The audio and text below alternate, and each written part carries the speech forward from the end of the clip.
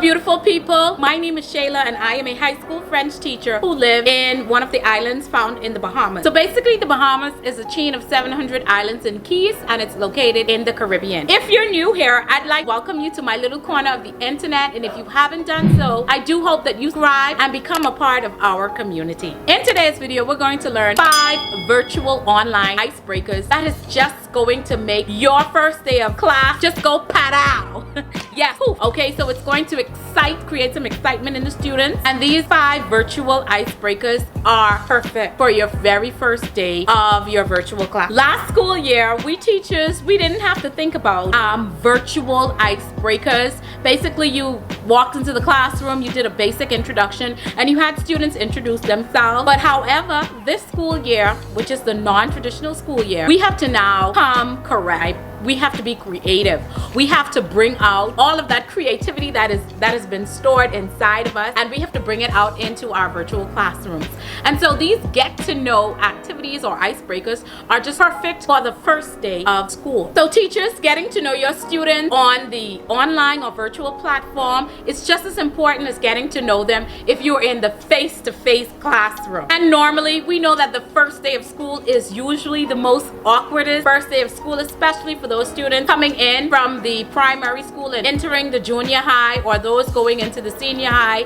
The first day is absolutely just horrendous. However, these get to know you activities are going to make your students' first day welcoming. It's going to make them comfortable, and that is why I would like to recommend these 5 online icebreakers for your very first day in the classroom. Truth and 1 lie. Students as well as the teachers share 2 truths and 1 lie about themselves. The teacher as well as the students are going to try to figure out which one of the statements is the lie. This is a great way to get to know your students, and it's fun and it's engaging. This activity is going to be fun, especially when students are going to try their hardest to guess which one is the lie. This is the time when you as the teacher is supposed to establish some classroom norm. Raise your hand if you want to ask a question. Respect that Johnny or Sue is actually answering. Have the students mute their mic, turn their cameras on so that you can see their faces, as well as just a glimpse of what's going on in their background, so that they're not eating in the classroom, they're not watching Netflix while trying to engage into your online activity. So yes, teachers, establish the classroom norms right before you jump into the online activity. So that was our first one, 2 truths and a lie, and I can't wait to use it in my online class. The second activity is would you rather. Okay, so the teacher is going to start by saying, Johnny, would you rather stay home or would you rather go to school? So Johnny is going to answer, well, I would rather stay home. Then Johnny is going to ask another student, would you rather watch Netflix or would you rather watch Hulu? And so that student is just going to go on and they're going to create other questions. Would you rather this or would you rather that? Now, if you don't want this game to get out of hand, because sometimes students can really get out of hand, you as the teacher could create some would you rather questions and just go on and ask Johnny, then Sue, then Harry. Really up to the teacher how you want to play this game. But would you rather is another awesome activity. It also helps the teacher to learn more about the student, as well as the students can learn more about the teacher, because you could also have it where the students ask the teacher, would you rather 3. So you can have students create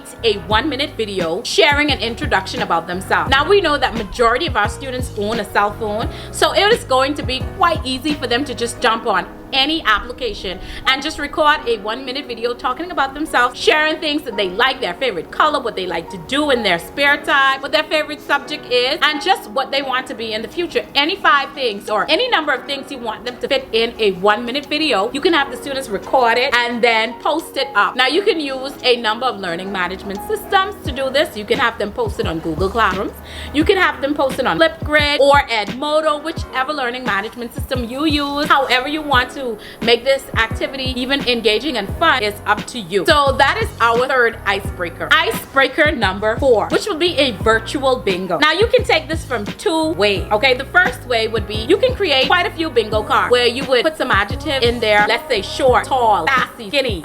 Or you can just put favorite foods, McDonald's, pork chop, chicken, fries, Wendy's, or you can just colors. Whatever it is that you want to include in the bingo card, that is solely up to you. And then you can distribute distribute those bingo cards virtually to the students, and then you can have the students mark off, as you call, a adjective or favorite food or whatever it is off, and then the first student to get bingo is definitely the student that wins. Or the second way that you can have it is that you can have students fill in different things about themselves, what they like to do, what they like to watch, their favorite shows, what they like to wear, their favorite food, anything they want to share on those bingo cards. You can have them fill them in digitally, and then you can just randomly call off certain things, and the students that calls off first bingo from what the teacher calls off definitely gets to win. And so this is another way for students for you to learn who your students are and the other students to learn who they are, okay? And then we have icebreaker number 5. Icebreaker number 5 is the name game. Now, have you remembered playing this in school before? Maybe it tells my age, I don't know. So what the name game is all about is that you will start, if you want to start as a teacher, or you can have your students start. So the first student is going to say their name, and then they're going to use the first letter of their first name, and they're going to take an adjective and describe themselves using that letter. For example, Shayla. I'm going to say short, sexy, or sassy for my adjectives because my name begins with the letter S. And then you can have the students, the next student says their name, they were going to say their name, and then they're going to say their adjective. And just to make the game extra exciting,